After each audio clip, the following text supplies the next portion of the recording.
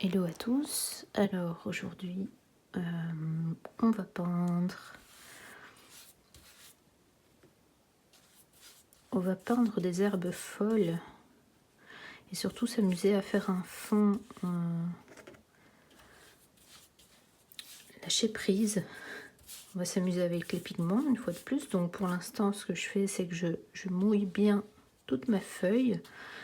J'ai juste avant mis des scotch de chaque côté pour que ce soit bien maintenu sur ma planche. C'est une petite planche à découpe. Bon, ça tout le monde peut en trouver facilement. Voilà, donc vraiment on mouille bien toute sa feuille et on va venir déposer les pigments au fur et à mesure. Alors moi je vais utiliser un pinceau, c'est le Casaneo Da Vinci numéro 4. Ok, alors bon, bah, je vais m'asseoir, le son va sûrement être moins bon, sorry à l'avance, mais on fait avec les moyens du bord. Ok, alors c'est parti, je vais commencer avec du gris de Pain.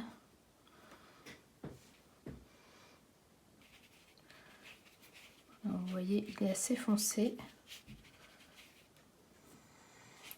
C'est vraiment aléatoire, hein.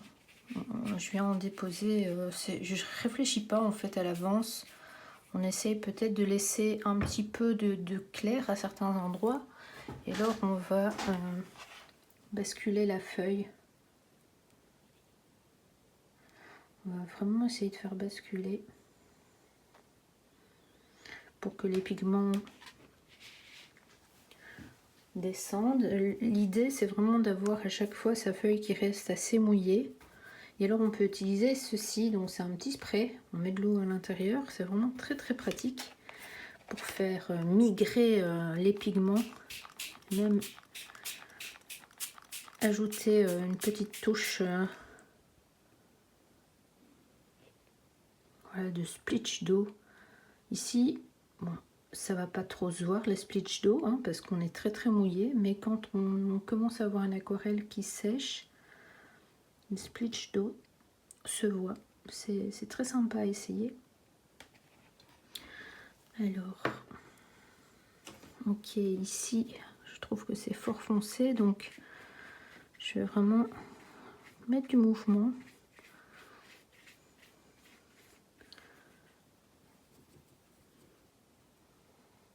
Et alors je vais ajouter une tonalité. Ici on va jouer avec du vert olive. Donc j'ai commencé par du gris de Pain et puis je vais rajouter du vert olive par-dessus pour avoir une ambiance végétale.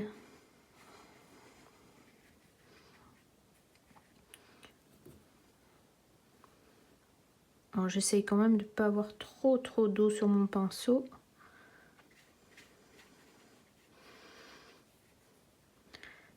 Et je vais ajouter vraiment plus de pigment dans le bas pour avoir une espèce de...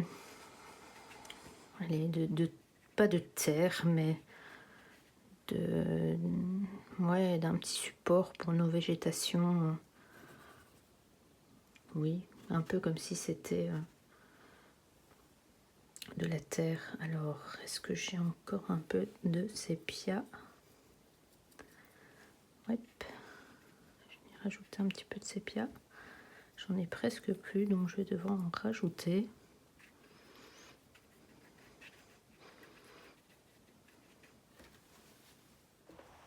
Ok, c'est parti, j'ai rajouté du sépia.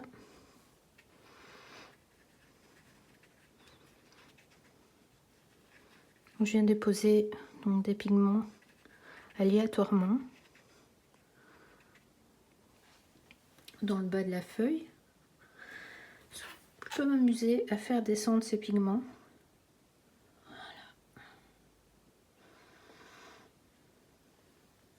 Alors on voit qu'en bas ici de ma feuille, j'ai vraiment beaucoup d'eau. Donc avec un pinceau sec, je vais venir récupérer ce trop plein d'eau.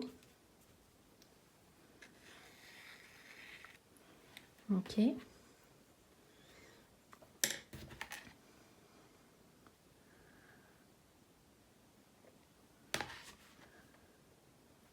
Alors ce que je peux faire, c'est m'amuser avec du sel. Je prends ma boîte, j'ai du sel ici. Je vais venir en déposer par-dessus, tout en haut, pour évoquer vraiment les petites fleurs des plantes qu'on va créer par après. Donc, ça va venir repousser les pigments, en espérant que ça fonctionne, parce que là, vous voyez, j'ai vraiment une flaque assez épaisse. Une flaque épaisse. J'ai beaucoup d'eau, en gros. Et je reviens juste après. Je vais faire sécher un peu tout ça au sèche-cheveux pour voir ce que ça donne. Alors, me voilà de retour. Donc j'ai séché au sèche-cheveux. On voit que la peinture a vachement s'est éclaircie en fait. Hein. Donc ça c'est le processus normal à l'aquarelle. En séchant, ça s'éclaircit. On voit par contre que même avec le sèche-cheveux, donc ici, on a des choses assez intéressantes avec le sel. Voilà, je vous montre. Et on va reprendre notre aquarelle. Alors, cette fois-ci, je vais utiliser un pinceau un peu plus fin. Et plus tard, j'utiliserai un traînard. Donc là, c'est un pinceau d'albe numéro 8. Et je vais m'amuser avec d'abord les tonalités plus claires. Donc mon vert olive. Voilà, et alors je vais créer des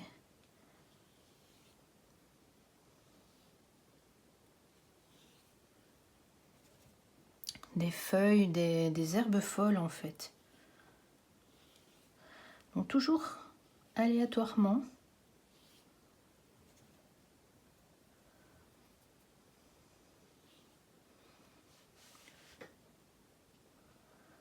Ici on peut commencer à déposer des petites, des tout petits bourgeons, des mini feuilles. Voilà. Alors on va aussi s'amuser à faire des splatchs.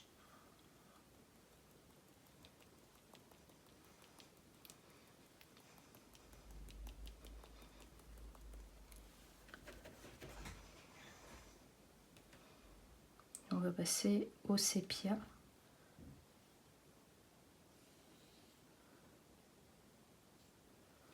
Alors je vais changer de pinceau, je vais prendre un traînard. C'est un pinceau Raphaël numéro 6. Vous voyez, avec une pointe beaucoup plus longue et souple. Et en fait ce pinceau, il permet vraiment d'être beaucoup plus naturel dans la forme qu'on va venir tracer.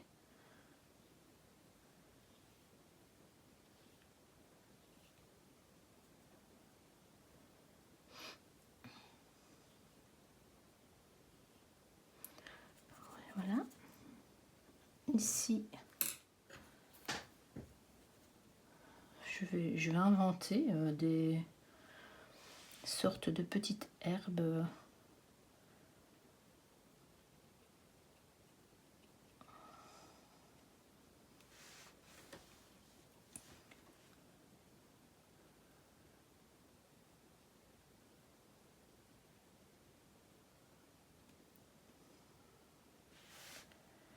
Alors c'est toujours intéressant de travailler des formes un peu vaporeuses, graphiques, sans rentrer dans le détail. Ça nous évoque en fait les graminées.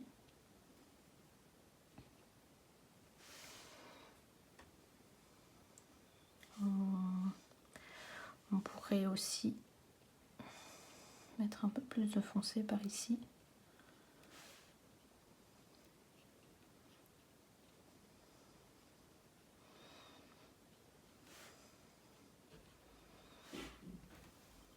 On va encore faire quelques tracés avec le traîneur.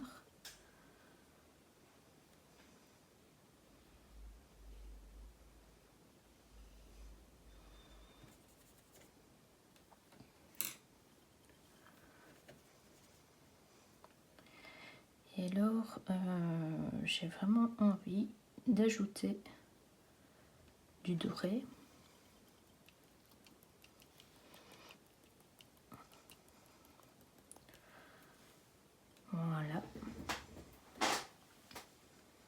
Alors, il n'y a rien qui ressort vraiment ici, donc ce qui serait intéressant, c'est d'ajouter une espèce de pompon, comme une fleur de coton évoquée.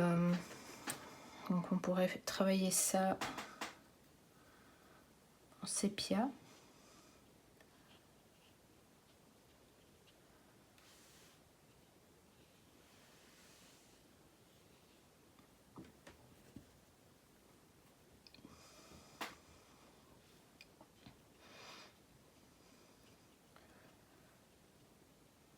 Ici.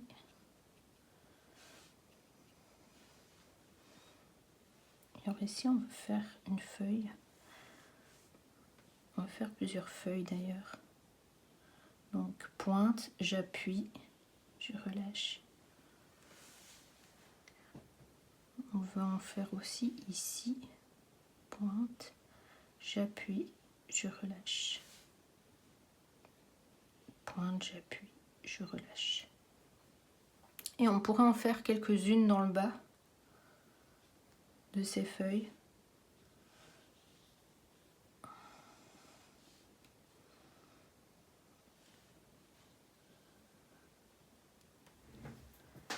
Alors qu'est-ce que ça nous donne? Ça commence déjà à prendre un peu plus forme. C'est intéressant.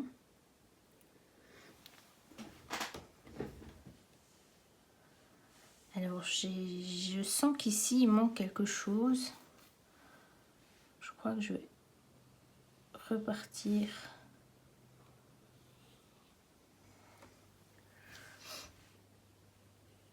Feuille, pointe, j'appuie, je relâche.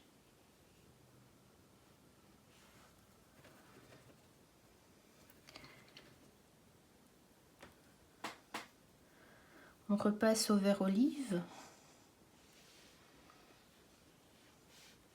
Et on va faire quelques feuilles.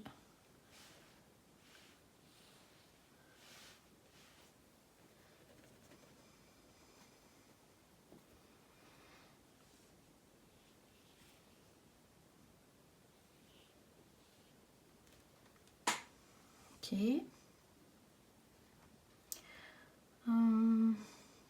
Je pense que ça commence à être pas mal. Alors, mon espèce de fleur ici qui est très foncée, je trouve qu'il lui manque une tige un peu plus foncée. Donc on va reprendre du sépia, plus chargé en pigment. Et puis on va essayer de reprendre notre forme définie. Voilà.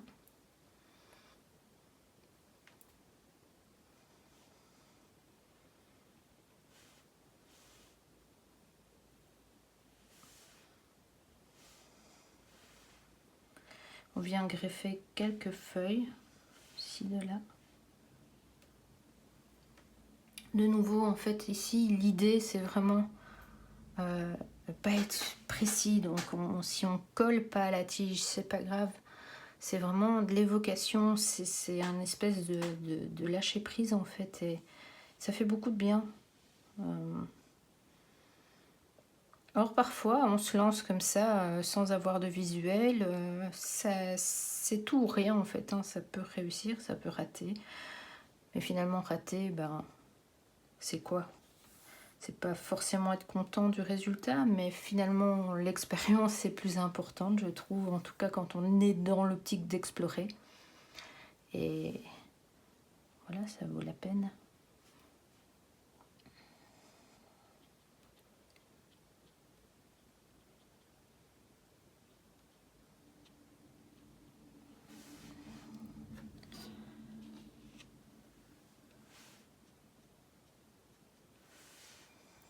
Ok.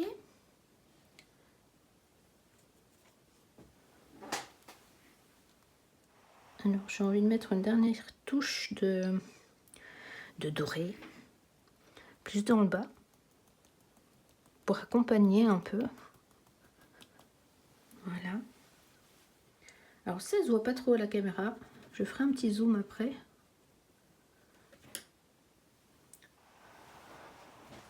Et avec le recul, toujours prendre un peu de temps, prendre du recul justement quand on peint, s'arrêter, observer, se dire tiens, là il me manque quelque chose. J'ai vraiment envie de mettre comme une espèce de branche. Donc là je joue avec une intensité un peu plus fort, un peu moins fort sur mon pinceau. Je peux venir rajouter des pigments pour mettre un peu de nuance.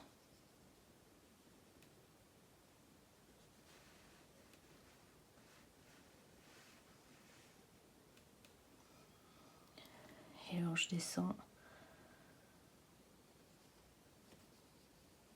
Voilà. On va faire ressortir encore une petite branche ici.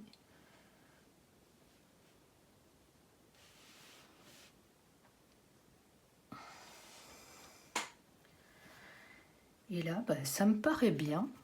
Voilà. Je décide de m'arrêter. Ça aussi, c'est pas quelque chose de facile, décider de s'arrêter, parce que parfois on en fait trop. Et là, je trouve que c'est assez équilibré. On a quand même un peu d'espace libre. On a des zones un peu plus floues. Voilà, on va sécher et puis je vous montre ça en zoom. J'ai commencé à enlever mon scotch. J'ai pu remarquer en fait dans mes débuts que lorsque mon scotch arrachait mon papier, c'était pas à cause du scotch, c'était à cause du papier. Donc en fait certains papiers vont vraiment avoir du mal à accepter ce scotch et il y a un risque d'arracher le papier. Ici, bah, quand j'ai utilisé par exemple du papier d'albe ou du papier arche ou même du papier Baoong, j'ai pas du tout ce problème là, donc voilà, chouette. Néanmoins, je colle toujours un peu mon scotch sur mes vêtements avant pour éviter qu'ils soient trop collants. Et voilà ce que ça donne.